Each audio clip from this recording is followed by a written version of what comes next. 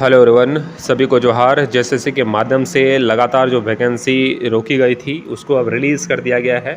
लगातार 2 वैकेंसी आप सभी को जेएसएससी के माध्यम से देखने को मिलेगा और दोनों वैकेंसी जेल वैकेंसी हैं, जेल की वैकेंसी हैं। पहला वैकेंसी सहायक कार्यपाल की वैकेंसी थी, उसमें ग्रेजुएट लेवल के जो हैं वो विद्यार्थी फॉर्म को सबमिट कर सकते थे। और ये वैकेंसी जो है वो 10th लेवल की वैकेंसी है। झारखंड कक्षपाल प्रतियोगिता परीक्षा 2025 नियमित और बैकलॉग सीटें यहाँ पर निकल कर आई हैं। इसमें कुल सीटों की संख्या 1733 है, जो एक अच्छा नंबर में माना जा रहा है कि एक अच्छी संख्या में जो है वो सीटों की संख्या यहाँ पे दी गई हैं।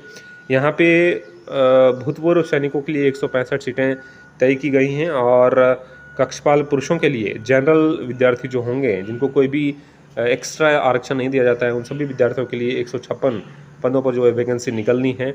और वैकेंसी निकलनी नहीं है, सॉरी, निकल चुका है। अब आपको फॉर्म भी सबमिट करनी है, तो इसलिए जो भी इंतज़ार था आपका वो समाप्त हो गया है। महिला के लिए सीटों की संख्या आप देखेंगे तो 64 है। इसमें गृह रक्षक, होमगार्ड या अन्य जनरल अभ्यर्थी जो हैं उनकी संख्या 36 है। 36 विद्यार्थी जो जनरल हैं, किसी भी एक्स्ट्रा आरक्षण को नहीं लिए हुए हैं, उन सभी विद्यार्थियों के लिए सीटों की संख्या 36 है। ठीक है, यहाँ पे जो भी ज़रूरी चीज़ें इस वीडियो में आपको देखने को मिलेगी वो आप इस वीडियो में देखकर जो है वो समझ सकते हैं, जान सकते हैं। इसमें लेवल 2 की वैकेंसी है, कक्षपाल पुरुष एवं कक्षपाल महिला। केंद्र सरकार या राज्य सरकार द्वारा मान्यता प्राप्त शैक्षणिक संस्थान से न्यूनतम मैट्रिक पास आपके होने चाहिए। अगर आप 10th पास हैं तो इस फॉर्म को सबमिट कर सकेंगे, कक्षपाल की भर्ती में आप शामिल हो सकेंगे। ठीक है, इसमें आप देखेंगे तो शारीरिक मापदंड अनारक्षित, आर्थिक और अत्यंत पिछड़ा वर्ग के लिए जो है न्यूनतम 160 सेंटीमीटर है और सीना फूलाकर 81 सेंटीमीटर है। अनुसूचित जाति जनजाति के लिए न्यूनतम 155 हाइट जो है वो दिया गया है और यही होना चाहिए। इससे कम होगा तो आप डिस्क्वालीफाई कर दिए जाएंगे। और सीना जो है वो 79 होना चाहिए। महिला सभी कोटि के उम्मीदवारों के लिए न्यूनतम 148 सेंटीमीटर जो है आपकी हाइट होनी चाहिए। अगर इससे कम है तो आप डिस्क्वालीफाई कर दिए जाएंगे।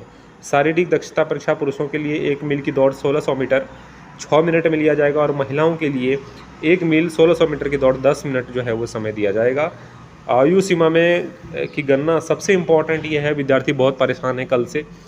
उम्र की गणना दिनांक 1/8/2025 से की जाएगी। इसका मतलब ये है कि इस डेट पे आप अपना डेट ऑफ बर्थ घटा दीजिए। अगर आपका उम्र, अगर आप जनरल में है तो 25 आ रहा है तो आप फॉर्म को सबमिट कर पाएंगे। इससे कम आ रहा है तो फॉर्म को सबमिट कर पाएंगे।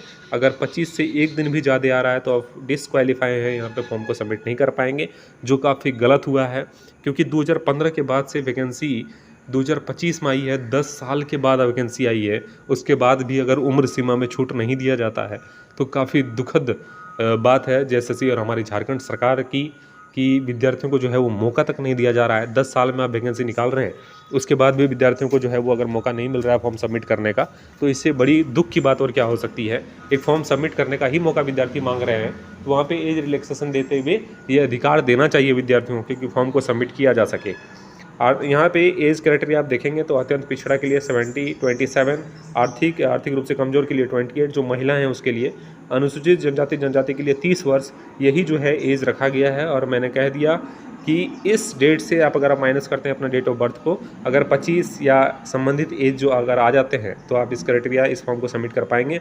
अन्यथा फॉर्म को सबमिट करने के योग्य आप विद्यार्थी नहीं हैं, आप ओवर एज हो चुके हैं बिना कोई फॉर्म भरे ही। आप समझ गए होंगे मेरी बात को कि इतने लंबे समय अंतराल के बाद अगर वैकेंसी आ रही है और उसमें अगर आप सभी विद्यार्थियों को फॉर्म भरने तक का मौका नहीं दिया जा रहा है तो सरकार की क्या रवैया है, ये आप समझ सकते हैं।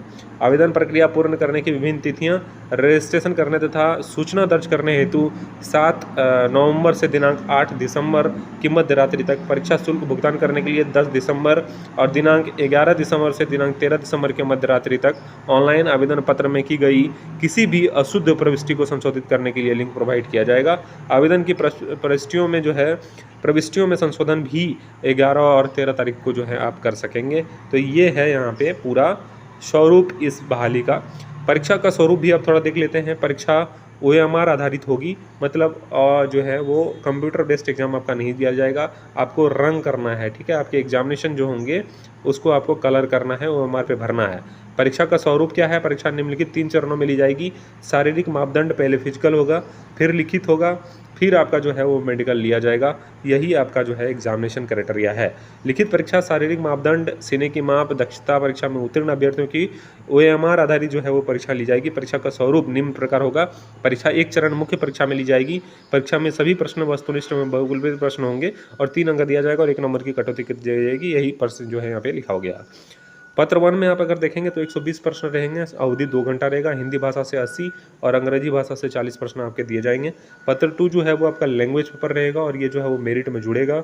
100 प्रश्न रहेंगे, समय अवधि 2 घंटा रहेगा। पत्र 3 में जो है वो आपको सिलेबस देखने की जरूरत है। समान अध्ययन से 40 प्रश्न, झारखंड राज्य से संबंधित 50 प्रश्न, सामान्य गणित से 10 प्रश्न, सामान्य विज्ञान से 20 प्रश्न। उत्पाद सिपाही के जो सिलेबस हैं वही सिलेबस जो है वो कक्षपाल की बहाली का भी सिलेबस है। तो ये सिलेबस जो है आपके एक ही एग्जाम लिया जाएगा और ये और लैंग्वेज पेपर के दोनों पेपर को मिलाकर जो है आपके मेरिट डिसाइड किए जाएंगे और इसी से जो है वो मेरिट बनेगा। ठीक है, सारा चीज़ यहाँ पे क्लियर हो गया होगा। जो भी चीज़ें अब आपकी रह गई हैं बेझिझक जो है वो मुझसे पूछ सकते हैं। मैं आपको वहाँ पे आपके प्रश्नों का जवाब देने का प्रयास जरूर करूँगा।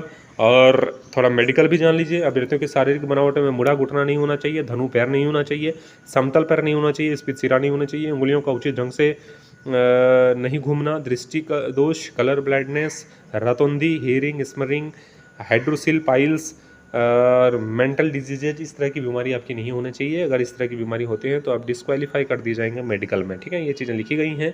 बाकी आने वाले वीडियो में मैं सिलेबस पूरा डिस्कस कर दूंगा कि सिलेबस आपको किस तरह से कंप्लीट करना है और आपके मेडिकल में क्या क्या होंगे वो भी चीज़ें मैं इस वीडियो के माध्यम से आपको बताने का प्रयास करूँगा।